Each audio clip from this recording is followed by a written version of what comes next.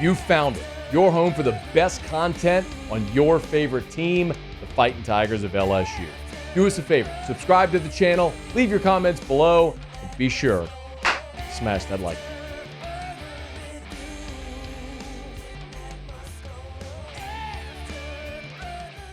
button. Logan Diggs tweeting just moments ago here as we were opening the show that he is committed to LSU. That's right. The former Rummel Raider who has played the last 2 seasons in South Bend at Notre Dame, was recruited out of Rummel to South Bend by Brian Kelly. After his second season there in South Bend, jumped into the transfer portal and is now committed to being a member of the LSU football team. I have mentioned this several times already. The second Logan Diggs steps on LSU's campus, he is the best running back on this roster. Period, bar none.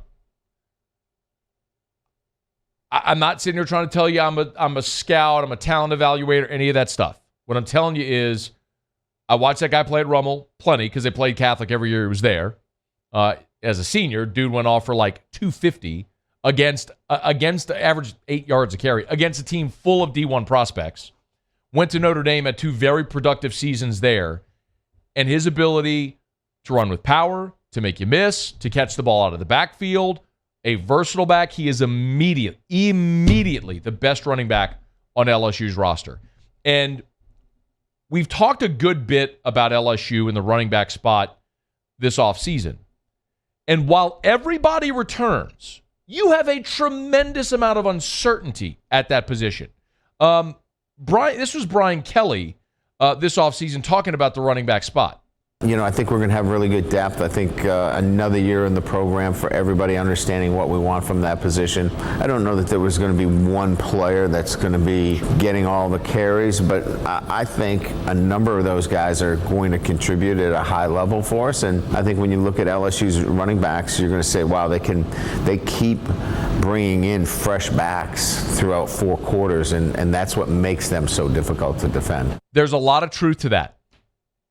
They'll keep bringing in fresh backs, which they're going to have because they have numbers. But you heard what he said at the beginning. I don't know that it's going to be one guy. You don't have the bell cow. And when you look back at LSU a year ago, Jaden Daniels was your leading rusher at 885 yards, your quarterback. And that may happen again, by the way. I hope it doesn't, because I hope you have a running game that's going to be more of a bell cow and less of a complement to Jaden Daniels. You want Daniels to become the complementary piece. But Josh Williams had 97 carries. Noah Cain had 76. John Emery had 76. Armani Goodwin had 45. You see my point? You didn't have one guy that just grabbed hold of it. Josh Williams became your most consistent back, but Logan Diggs is a more talented running back at every level than Josh Williams. And please, Josh Williams has a role. Don't misunderstand me. But Logan Diggs is better than Josh Williams. Noah Cain obviously has just battled injuries throughout his career. You hope Noah Cain is healthy and ready to roll, but maybe what he is fresh legs in the fourth quarter. Armani Goodwin missed a chunk of last season because of injury, a very serious hamstring injury that kept him out during spring as well. How healthy is he going to be? You don't know at this point. In John Emery, there's still a lot of uncertainty surrounding his academics.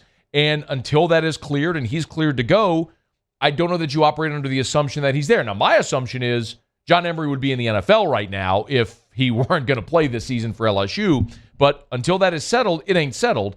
And the fact that they went out and got Logan Diggs tells you they felt like they needed to add a really dynamic player if they had the opportunity.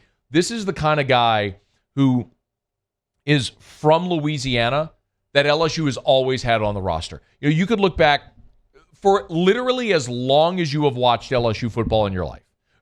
However old you are, whatever that benchmark is, if you're old enough to remember Charles Alexander, or even before that, Jerry Stovall, and some of you are, if you're like me and you remember Dalton Hilliard, or shortly after Dalton Hilliard when you got into the 90s and you were talking about Kevin Falk in the mid-90s, wherever you start, maybe you start remembering LSU football around the early 2000s when it was Dominic Davis and LeBrandon Toefield and Justin Vincent and Shyrone Carey, and you can go on and on and on. Joseph Adai. Like, LSU has always had Louisiana dudes stockpiled, ready to roll at running back. And it's weird because since Clyde in 2019, you really haven't had that. So, yes, Ty Davis-Price had a 1,000-yard season in the COVID year, in large part because he went for almost 400 yards against Florida in one game, but happened. But you haven't had, like, the dude the last 2 years at running back, and he's that dude. He's the guy that's the Louisiana kid that would have just waited his turn. When it was his turn, he would have gone off. And now in year 3, having been a contributor at Notre Dame the last 2 seasons makes a ton of sense. So Logan Diggs was visiting LSU this weekend, commits to LSU. I'll say it again, immediately the most talented runner on LSU's team. Last year at Notre Dame had 165 carries for 820 yards, really as their number 2. Averaged 5 yards a carry. As a freshman in 2021, I had 52 rushes for 230 yards and 3 scores, but that's a dude who becomes your most talented back immediately when he steps on the field at LSU. Hey, thanks so much for watching. Please leave your comments. I love to interact, and be sure to hit the red subscribe button below.